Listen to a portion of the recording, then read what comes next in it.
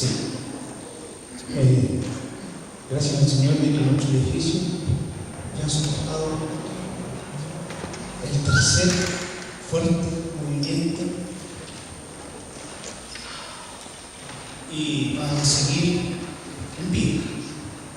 Pensábamos que se lo iba a partir y claro, en realidad esa es la parte más débil que tenemos, pero gracias al Señor que no ha sido más complejo. De hecho, vamos a tener que estar pendientes de alguna réplica. ¿Ya? ¿Sí? ¿Sí? ¿Para dónde salir en el caso de...? Sí.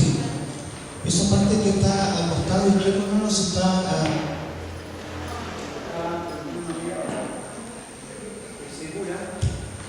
para los eventos de terremotos, ¿no?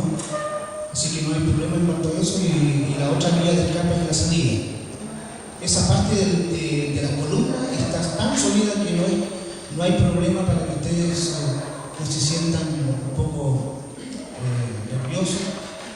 Está sumamente reforzado, pero para que ustedes vean que esa es la vía de evacuación. Ay, ya. Busquen en el libro de Hebreos. Hebreos.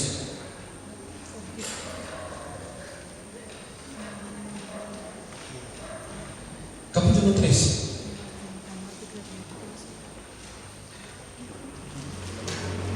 Hebreos, capítulo 13. 13. Hebreos, capítulo 13.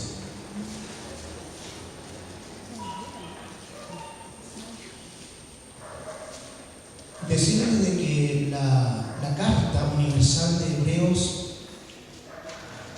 podríamos decir que es una carta apologética, es una carta de defensa. Decirles que no tenemos tácitamente para decirles que hay un autor para esta carta universal. Algunos piensan que pudo haber sido Pablo, otros piensan que pudo haber sido algún otro escritor, ¿no? Como Lucas, por la forma de escritura,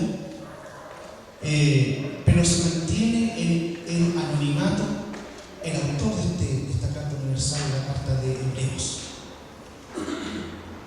La otra cosa que también podríamos mencionar acerca de esta carta preciosa está escrita para un contexto, algunos dicen gentil, y otros por el tenor de la carta, por la defensa que hacen acerca de la persona de Jesús. Defiende mucho esta carta a Jesús y lo coloca en un sitial supremo. ¿Ya? Ustedes van a ver algunas cosas que vamos a ir viendo en el proceso, a lo mejor mencionando esto, de esta carta preciosa. Para un contexto judío, ¿ya? Es muy importante considerar esto en el tenor de la carta. Coloca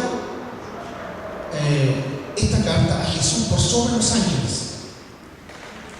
porque algunos pensaban en aquel entonces que todo el tenor de la revelación había sido entregada por estos mensajeros de Dios, ¿ya? Celestiales que habían llegado esta revelación para nosotros que tenemos escrito esto en la Biblia, aquí en el libro de Hebreos. Coloca a Jesús por sobre Moisés y Aarón. Ustedes saben que en el contexto judío era muy importante, ¿no?, la persona de Moisés, el gran legislador, el gran estadista, diría otro, ¿no?, el gran caudillo que sacó al pueblo, lo liberó de una nación como fue el caso de Egipto. ¿Ya? Así que coloca a Jesús por sobre la persona de Moisés. ¿Ya? Los ángeles, Moisés, y la carta también dice que Jesús es por sobre el sumo sacerdocio, ¿ya? Para que ustedes vayan viendo cómo va increciendo de alguna manera los personajes que tienen que ver con un contexto judío. Jesús es sobre, está por sobre los sumos sacerdotes en aquel entonces, ¿ya? Y fíjese que cuando usted sigue leyendo la carta de Hebreos, está por sobre los sacrificios que se hacían en el pasado con el fin de que el hombre tuviese una relación con Dios, con el Padre Celestial, con el Creador. Por tanto, coloca por sobre los sacrificios como el sacrificio supremo, ¿no? Como el Cordero de Dios a la persona de Jesús. Así que esta carta es una carta especialísima, ¿no? Que debería ser leída por todas las iglesias y por todos nosotros, ¿no? Porque nos da seguridad de que a quien nosotros predicamos y servimos. Y también la carta termina diciendo, antes del fin, el capítulo 13, porque vamos a ver digamos, el tenor del capítulo 13, dice que no hay ninguna otra esperanza después de Jesús. Si el hombre no acepta a Jesús como el Salvador Supremo, como el camino, como la verdad y la vida, yo digo la idea acá, ¿no? En el texto, porque ustedes lo pueden ver, incluso hay una parte que dice: si alguno pisoteare la persona de Jesús, la sangre de Jesús, el sacrificio de Jesús, no hay ninguna esperanza, dice la carta, esta carta universal, la carta de los Hebreos. Pero yo quiero, como estamos hablando de servicio, ustedes vieron de que estaban todas las canciones, la palabra que estaban pensando en ello, el culto. Entonces yo les invito, por favor, a leer y reflexionar en el capítulo número 13 del libro de Hebreos, y para decir algunas cosas en relación a lo que escribe para nosotros hoy también este hombre de Dios en el capítulo número 13. Y tiene por título, según la versión Reina Valera 1960, ¿no? Que tiene su origen, como decíamos el miércoles, en el Textus Receptus, ¿no? Que para algunos allí encuentran algunas falencias, pero no sé, acá nosotros respetamos lo que la Biblia dice y creemos que todo el texto es inspirado por el Espíritu Santo.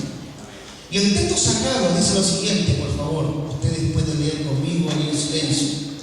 La primera cosa que dice en relación a los deberes cristianos, fíjese que termina la carta el escritor hablando a nuestras responsabilidades como sirvientes del Señor, de este Jesús que es supremo en todo, ¿verdad?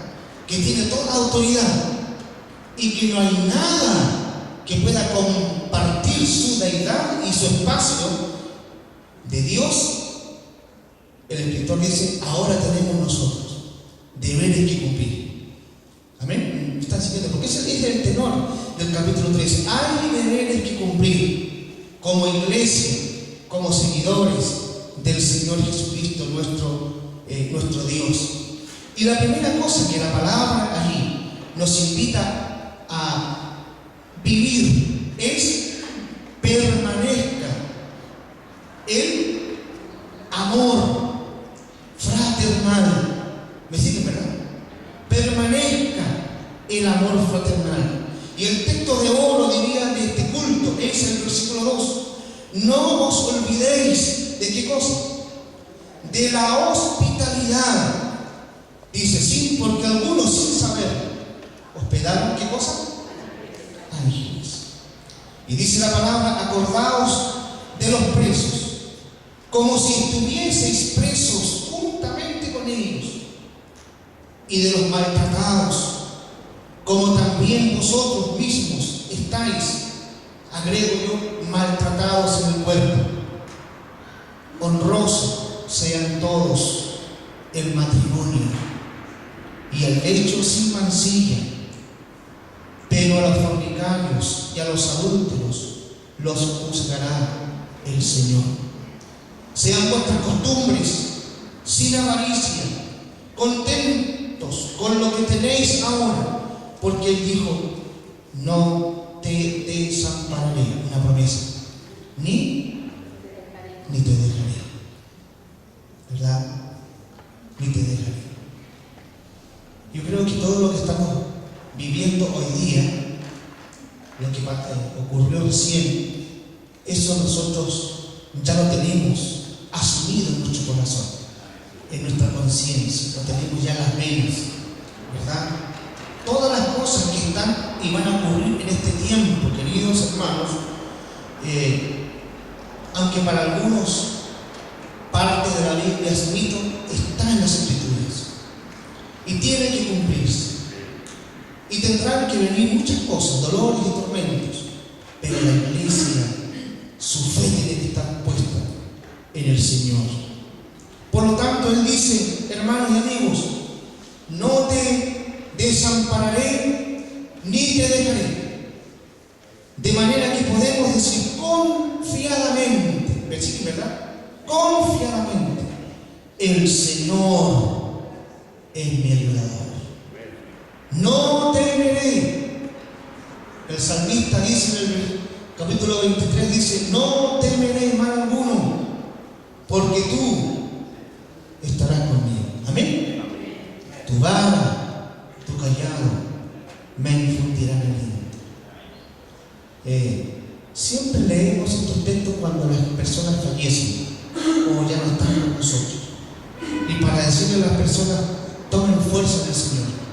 Pero también en estos momentos el Señor nos dice en su palabra, no te abandonaré ni te dejaré. El Señor es mi ayudador, no temeré lo que me pueda hacer el hombre. Además dice el texto hasta el versículo 7, porque vamos a ver esto y algunas cosas más durante unos minutos. Acordaos de vuestros pastores que os hablaron la palabra de Dios. Considerar cuál haya sido el resultado de su conducta e imitad la fe. A lo mejor alguno que propende ser pastor aquí va a tener problemas conmigo, porque el texto nos dice que la iglesia tiene una palabra que se usa mucho hoy día, no sé si a lo mejor algunos se van a enojar conmigo, esto de sujetados. La otra palabra que se usa mucho hoy día es, entre los líderes, someteos, ¿no es cierto? Y esa palabra ha traído problemas también en esto. Fíjese que la Biblia me dice, vuelvo a insistir en esto, que nosotros tenemos que someternos al Señor. Eso es lo que la Biblia dice, sométanse al Señor, totalmente, sin pensarlo dos veces. Sométanse al Señor, pero sujétense a sus líderes, ¿verdad? Y aquí el escritor sagrado dice, según el comportamiento de ellos, según la fe de ellos, según lo que ellos viven después de enseñar, dice, sujétense por causa del ministerio que Dios les ha dado. Y termina diciendo el versículo 8, Jesucristo es el mismo hoy, ayer y por los siglos, porque Él no cambia. Entonces, mis amados hermanos, haciendo referencia al texto, yo creo que tenemos que nosotros pensar en lo que dice la Biblia en el versículo 1. Permanezca el amor fraternal entre nosotros, el amor de hermanos y hermanas. Yo creo que una de las cosas para empezar a practicar esto que dice el texto, no olvidarnos de considerar la parte social, si nosotros quisiéramos tocar esta parte tan sensible, si quisiéramos atender a las necesidades materiales de los nuestros, tenemos que considerar lo que la Biblia dice. Permanezca el amor de hermanos y hermanas. Y el origen de la palabra es estos lazos como de sangre, como hermanos, como hermanos de madre, ¿no? Diríamos, a lo mejor si tuviéramos que nosotros interpretar el texto como la Biblia se lo dice. Por lo tanto, hermanos, la práctica de la vida cristiana tiene que hacerse una realidad entre nosotros. Entre nosotros. Nosotros escuchamos a lo mejor todos los días la palabra Filadelfia. ¿Cuántos han escuchado alguna vez la palabra Filadelfia? Sí. Fíjese que yo busqué por allí, hay ciudades que se llaman Filadelfia, ¿es cierto? Hay personas que se llaman Filadelfia, hay iglesias que se llaman Filadelfia, usted me puede. Incluso hay una película que se llama Filadelfia. Bueno, los que son más fanáticos, ¿no?, o pecadores, diría alguno, que ven películas, pero yo me acuerdo que había una película Filadelfia de una negrita, ¿no?, de una negrita que tenía problemas con su entorno y dejaba una enseñanza de cómo tenemos que tener cuidado con la discriminación aún entre las personas de diferentes razas y de color. Filadelfia, usted tendrá algunas otras donde aparece el nombre Filadelfia. ¿Y por qué digo aquí esto? Porque cuando dice permanezca la Filadelfia, tiene que ver con amor fraternal. Así se escribe en el libro de Hebreos. Permanezca la Filadelfia en ustedes. Y Pablo repite la misma palabra en Romanos, en Tesalonicenses, y también Pedro la utiliza. Permanezca entre nosotros. Ese amor debe permanecer y hay que cultivarlo. La relación de compañerismo, mis queridos hermanos, no es una cosa que se da del cielo. Tenemos que cultivarla entre nosotros. Y a veces las situaciones de palabra o de hecho hacen que también las personas se resientan en el tiempo. A veces callamos las cosas y no se cultiva el amor de compañeros, la fraternidad, la Filadelfia entre nosotros. Así que hermanos, la primera cosa entonces, dice la palabra, permanezca entre ustedes la Filadelfia entre nosotros. Lo segundo, cuando tiene que ver con santos y la práctica de la fe, el versículo número 2 dice allí, por favor, no os olvidéis de la hospitalidad, porque por ella algunos sin saberlo hospedaron ángeles. ¿Sí o no me siguen? Ya. Y hay otra palabra que a lo mejor ustedes la han escuchado permanentemente, ¿no?, hablando acerca del extranjero. ¿Han escuchado una palabra? Dice, este hombre es xenófobo. ¿Han escuchado alguna vez la palabra? Y tiene que ver con esta palabra, bondad con el extranjero. Fíjense que en Chile, ustedes saben que somos considerados un país muy discriminador. Ustedes dirán, no, como dirán acá, se no está equivocado. Pero somos considerados como muy discriminadores. ¿Están de acuerdo con lo que algunos piensan de nosotros? Fíjense que yo tengo unas palabras que siempre repetimos nosotros. Por ejemplo, este peruanito, este bolivianito, y algunos se atreven a decir, este cholito. ¿Me escuchás esa palabra? Este mapuchito, ¿verdad? Este indiecito.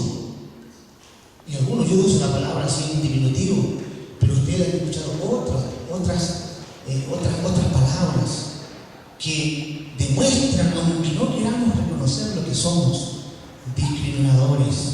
Hermanos amados, la palabra nos enseña aquí que nosotros tenemos que amar al extranjero. A veces, por asuntos, nosotros la Iglesia Bautista en el pasado tuvimos muchas dificultades con esto que le llamábamos gringo. Ustedes saben que significa la palabra gringo, gringo. No sé si alguno de ustedes sal de aquí verde, hablando del norteamericano, sal fuera. La palabra gringo, dice, ya viene este gringo, ¿no?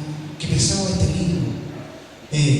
Y no discriminamos si es alemán, si es francés, si es norteamericano. Hermanos, la Biblia dice que tenemos que ser amables y ayudar al extranjero, al que está entre nosotros, quererlo, orientarlo incluso, especialmente como iglesia del Señor, cuidarnos. Tenemos que aprender a eso. Cuando habla la Biblia, hermanos, dice ser hospedadores, tiene que ver con amor al extranjero.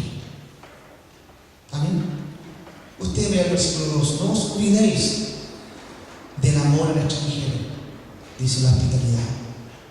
Y aquí hay un llamado también, yo creo que tendríamos que pensar esto de ser hospitalario. ¿Saben que en la práctica, cuando hablamos de hospitalidad, no es solamente el pastor que tiene que recibir al extranjero? ¿Se han dado cuenta? Que siempre tenemos este pensamiento de que el pastor es el único que tiene que recibir al extranjero. Cuando hablo de extranjero, hay gente que no está en casa, que viene, por ejemplo, de Curicó, que viene, por ejemplo, de Villa del Mar, que viene del sur de Chile, que viene del norte. Entonces, no, el pastor es el que tiene, no solamente el pastor tiene que ser hospitalario. ¿Verdad que sí? Usted dirá, es que no tengo cama, pero ¿qué le voy a dar de comer? Porque tenemos la costumbre de tirarla, ¿cómo le dice? La casa por la ventana, ¿verdad? Y creemos que para atender extranjeros hay que hacer una gran parrillada, ¿verdad? Y darle parrillada todos los días. No, porque hay gente que solamente quiere legumbres, y hay gente que le gusta solamente agua con harina. ¿Sí? Hay gente sencilla que usted le puede dar un pedazo de sandía, suficiente. Una taza de té, café y un pan con alguna cosa. Nosotros tenemos que cambiar nuestra mentalidad cuando tenemos que ser hospedadores. La iglesia tiene que ser hospedador, ¿no es cierto? ¿Cuántos de ustedes han dejado su casa matrimonial cuando viene alguien por primera vez o segunda vez o una persona para que duerma? Sí, que bueno, pero parece que no soy el único que no es fácil funcionar la cama matrimonial, ¿no? ¿Verdad? Claro. Pero fíjese, cuando viene un matrimonio, es una bendición. Nosotros para el terremoto por Chile, yo les contaba que vino el Clark, ustedes lo conocen. Ese hombre medía casi 2,5 metros, ustedes lo conocen, este hermano nuestro. Y la cama del pobre Esteban es una cama una cama normal, una cama de la Estefanía, una cama normal, como ocurre en el gobierno, con todas las camas chilenses.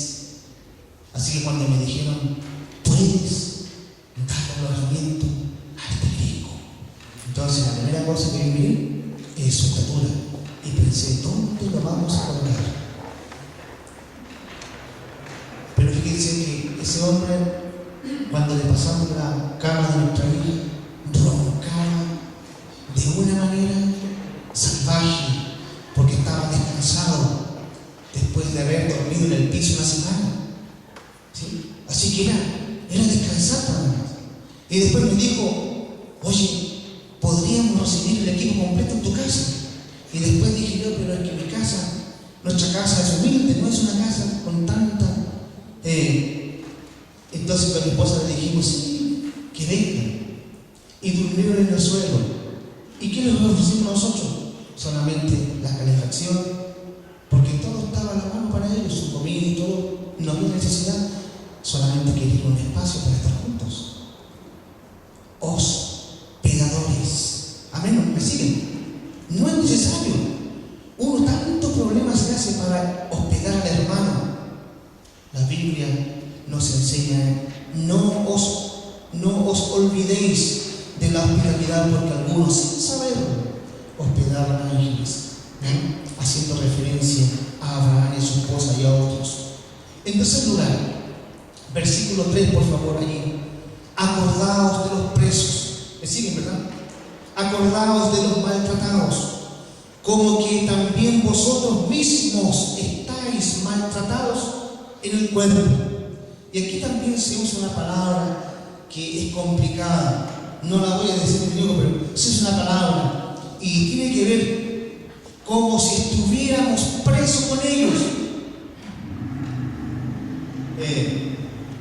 ¿Saben? No quiero dar nombre porque a lo mejor no estamos grabados para el YouTube. La otra vez me dijeron que no funcionara porque si no iban a ser estrellas del universo, de la tierra, pero no voy a dar nombre. Pero ¿cuántos de ustedes saben que hay una mujer entre nosotros, una adulta mayor que trabaja con jóvenes que salen de la cárcel los días domingos? ¿Sabían ustedes que hay una hermana que trabaja con ellos fin de semana, cuando tienen tiempo, cuando su salud le da, digamos, ella sabe el trabajo, sabe lo que les da? Té, café. ¿Cuántos de nosotros nos hemos acercado y decirle, hermanita, ¿les puede dar un kilo de hierba? ¿Les puede entregar un kilo de azúcar? ¿Saben que para un preso la hierba y el azúcar es oro? Y uno dice, ¿quién le vamos a llevar a un preso? No, hierba mate. No, perdón, me estoy explicando. No hierba hecha colombiana, no. Hierba mate. Hermanos queridos, si eso, uno cuando va a visitar un preso, lo único que lleve una bombilla, un mate, lleve la hierba mate y azúcar. Nada más, si no requiere ninguna cosa más, se lo va a agradecer, pero como el regalo más grande del mundo. Acordado de los presos. Y si no pueden ir a la cárcel porque es complicado en nuestros días, pero acérquese a esta hermanita y díganle, aquí está mi cooperación. Aquí hay una prenda de vestir. Aquí hay un par de zapatos para ese joven que lo necesita. Entonces la palabra dice que nosotros podemos hacer también un servicio cristiano a aquellos acordados de los presos, los que están presos a lo mejor porque delinquieron. Sí, delinquieron, hay jóvenes que delinquieron, hombres presionados por el entorno y por el desconocimiento de una realidad evangélica, cristiana, bíblica, cometieron este error, pero están allí, esperanzados también que nosotros como iglesia les demos una mano. Así que mis hermanos, cuando la Biblia dice y está allí hablándonos el Señor, no tan solo díganle, estamos orando por usted, no, denle lo que necesitan. Mire, yo a veces uno tiene que confiar en el Señor y uno también se pone en riesgo, pero fíjese, cuando usted sirve al prójimo, queda usted satisfecho de alguna manera. Bien, cuando hay recursos, abra su casa. Bueno, de repente tiene que tener cuidado. Yo aquí hago un infierno también, no ser demasiado confiados, porque hoy día también hay gente que se aprovecha, pero tenemos que también servir. Muchos van a llegar a su casa, ¿verdad? Denle de comer, no se preocupe. Si llega con un tarrito, bueno, coloque una banca fuera de la casa y denle un plato de comida, no se preocupe. No lo va a saltar de ninguna manera. Pero usted va a tener la oportunidad de compartir también sus experiencias. Entonces, hay muchos presos, queridos, que no tan solo están en la cárcel. Por ejemplo, tenemos las personas que están sufriendo a nuestro alrededor. Y aquí un llamamiento: no podemos quedarnos tranquilos cuando nuestro vecino o nuestra vecina sufre violencia. No podemos quedarnos tranquilos cuando el niño es violentado en el colegio. No podemos quedarnos tranquilos cuando el hombre o la mujer adolescente es hostigado aún en su entorno y muchas otras cosas. Alguien tiene que declarar, alguien tiene que ayudarle a salir. ¿Están de acuerdo con la palabra? A lo mejor no están de acuerdo conmigo, a lo mejor usted dirá, pero es complicado. Pero fíjense, no solamente en la cárcel hay hombres y mujeres, hay hombres que están esclavizados también por situaciones en su entorno, en su familia. Versículo 4, por favor, versículo 4. Esto también es complicado para muchos, y repetir lo mismo es como que no gusta. Honroso sea en todos el matrimonio, y honroso sea en todos los jóvenes que se van a casar. ¿Me entienden, no? Sí, porque habla de los matrimonios ya y los que se van a casar, porque la intención es eso. Porque más adelante dice, porque a los fornicarios y a los adúlteros, dice, ¿los juzgará quién? El Señor. Y otra vez estamos con lo mismo. Los jóvenes se ríen conmigo porque dicen que yo siempre les repito lo siguiente: chicos, pololeen, pero cuidado con fornicar. Y se ríen, ¿no? Y dicen, ya está diciendo lo mismo. No importa, la Biblia dice, hace la advertencia, cuidado. Tanto los matrimonios deben propender en el Señor a la fidelidad y a la pureza sexual.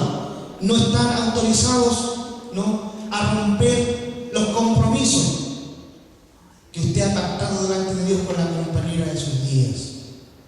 Porque el mundo vive esto y tiene su punto de vista, tiene su código moral, pero la palabra de Dios es una para todos nosotros. Fidelidad a matrimonios, ¿verdad?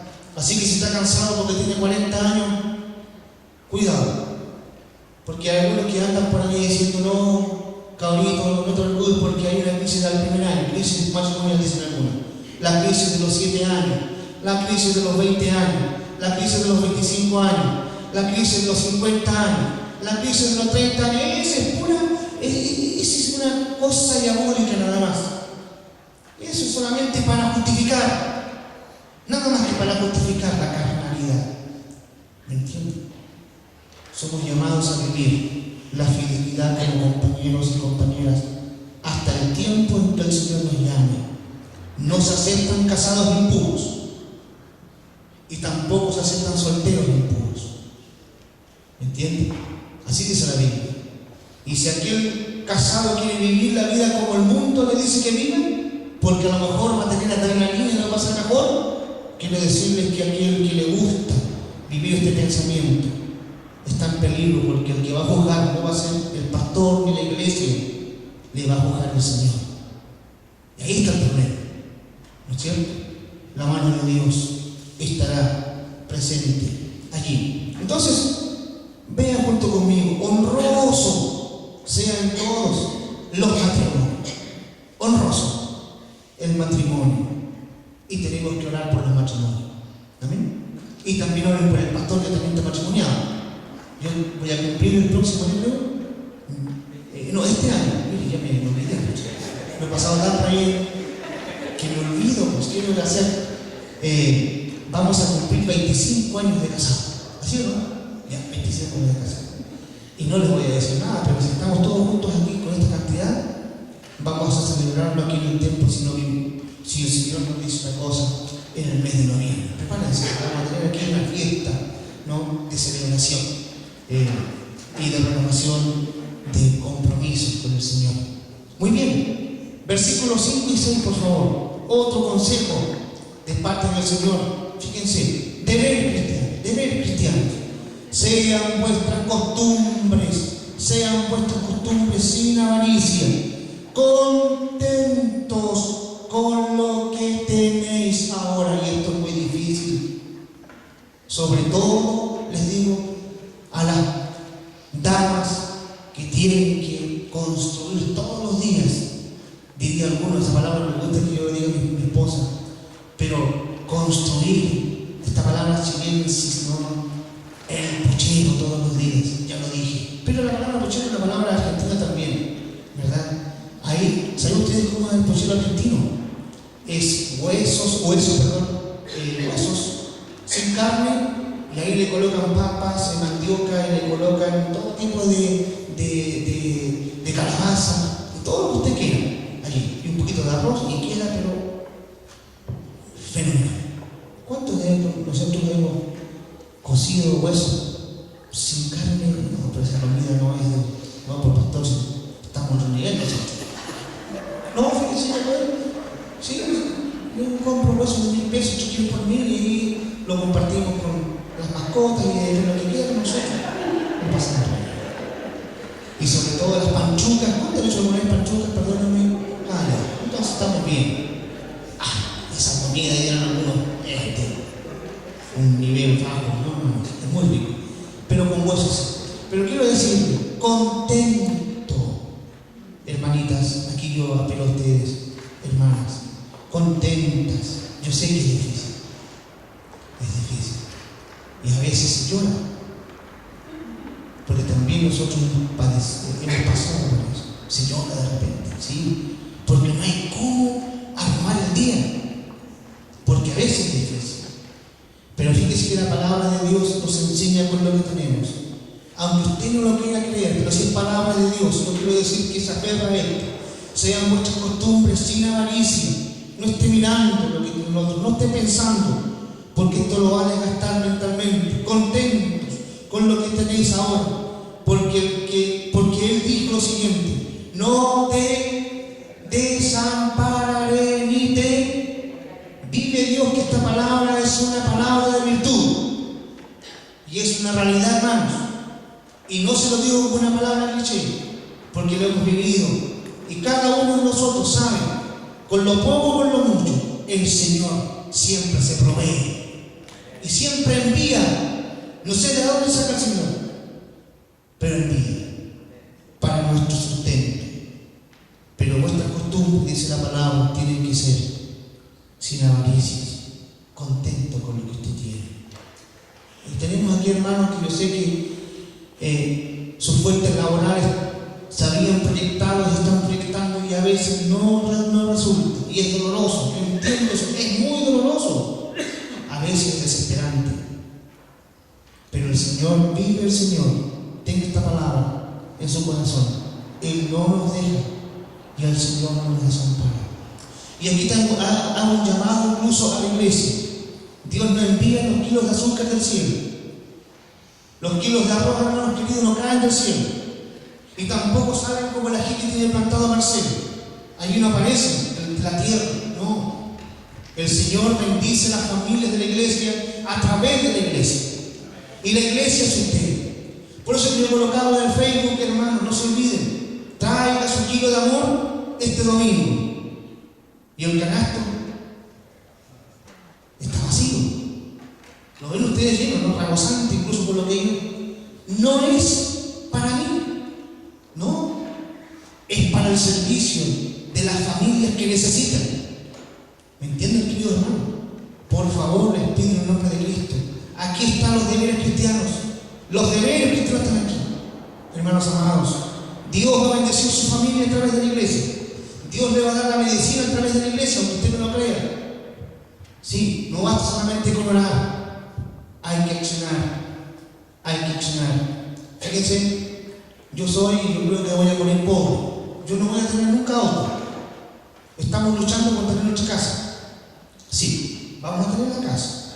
No sé cuándo, pero yo no tengo el pensamiento de mi padre que dijo: no importa que el Señor, después que salga del ministerio, voy a ir a dormir debajo de un puente. Así me decía mi padre, y eso me molestaba mucho. Que me daba rabia de verlo, ¿no? Por lo que él decía. Pero creo que Dios, en su misericordia, fíjense, le reconoció su trabajo, su ministerio. Y su esposa, mi madre, tiene un lugar propio que el Señor le concedió, no sé de dónde, no me pregunto de dónde, porque ni mi viejo supo. Tuvo su casa y el documento de pertenencia le llegó a la puerta de la casa y su casa está ahí en pie, porque el Señor lo proveyó. Por eso que les digo, queridos, la palabra es cierta, es poderosa. No te desampararé, ni te dejaré. Ni te dejaré. Entonces, amados, eso es lo que la palabra del Señor nos dice. Y sigue diciendo el versículo 6, por favor, para concretar esta palabra. De manera que podemos decir confiadamente. ¿Me siguen, verdad? Confiadamente. El Señor es mi ayudador. ¿Qué más dice después? No me desesperaré. Lo que pueda hacerlo. Lo que pueda hacerlo. Me gusta mucho lo que Pablo dice. No tenemos lucha contra carne y sangre, ¿no? ¿Sí? ¿Estás de acuerdo? ¿Sí? Sí, dice. Tenemos lucha, sí, con las huestes de la oscuridad. Y por último, penúltimo, dice: acordaos de vuestros pastores. Acuérdense de ellos, de vuestros pastores. Pero aquí, fíjense que el texto no hace referencia al que está delante de ustedes. No. Dice: acordaos, y yo creo que ustedes miren el texto. Acordaos de vuestros pastores que os hablaron la palabra de Dios. Amén. ¿Me siguen? Amén. Que os hablaron la palabra de Dios, pasado, con sido el resultado de su conducta y su palabra y las enseñanzas y los consejos de ellos, ¿qué va a decir después de la coma? Imitad, ¿qué cosa? Su fe. Y aquí yo me detengo. Piensen, chiquillos, piensen en Magago. Ustedes dirán, ¿quién será ese individuo? Sí, un pastor de Valderrama, un hombre chiquitito que medía como 1,50 hermanos. Sí, así de chiquitito, el viejito Valderrama. Pero como dicen algunos de ustedes, los que lo escucharon alguna vez, tenía un vozarrón tan fuerte, tan poderoso, una voz ronca, una voz grave, ¿verdad? Que le conmovía el corazón a las personas cuando lo escuchaban. Y no necesitaba el megáfono porque tenía unos pulmones para hablar a gran distancia. Pero era un hombre, a lo mejor, para muchos débil en estatura. Acuérdense de Carlos Bajardo, ¿sí? Acuérdense de él. Los retaba, por supuesto, pero los retaba. Tenía de repente, se le transformaba el carácter, como todos. Acuérdense de las enseñanzas. A mí me gusta mucho lo que le decía a las personas en las sesiones, porque las sesiones bautistas, ustedes saben, en el pasado eran medias complicadas. Entonces las sesiones se daban uno con otro, ¿no? Entonces se ganaba el pastor Carlos Bajardo en la puerta, y aquel que gritaba más le decía: hijo, hija, hijo, hijo, todo lo que me dijiste o nos dijimos aquí, esto queda aquí hecho nosotros. Salimos de la puerta, somos hermanos y continuamos siendo hermanos y continuamos siendo amigos. Es bueno eso, ¿sí? Acuérdense de las palabras, de las enseñanzas, ¿verdad? De los pastores, dice la palabra, de los misioneros, de aquellos que ya no están con nosotros, aquellos que dijeron cosas, ¿no? Que nos enseñaron palabras de Dios. Entonces dice la palabra: acordaos de vuestros pastores, que os hablaron la palabra de Dios, la enseñanza de Dios. Considerad cuál ha sido la conducta de ellos e imitad la fe de ellos. Mantengan la mente también en aquellos que ya no están con nosotros. Tenemos diáconos que no están con nosotros y que nos enseñaron palabras de Dios. Nuestra hermana que recién nosotros depositamos en el lugar su morada terrena, ¿no es cierto? Nuestra hermana, ¿cómo se llamaba? Rosario. Casi 100 años, 99 años. ¡Qué viejita! 99 años, ¿verdad? Ella nos enseñó palabra también, ¿no? Recordarles a ellos, aún como dijo su nieto, en sus graves sufrimientos, nunca perdió su sonrisa, su palabra de esperanza. Hay una palabra que usó, ¿no? Resiliencia.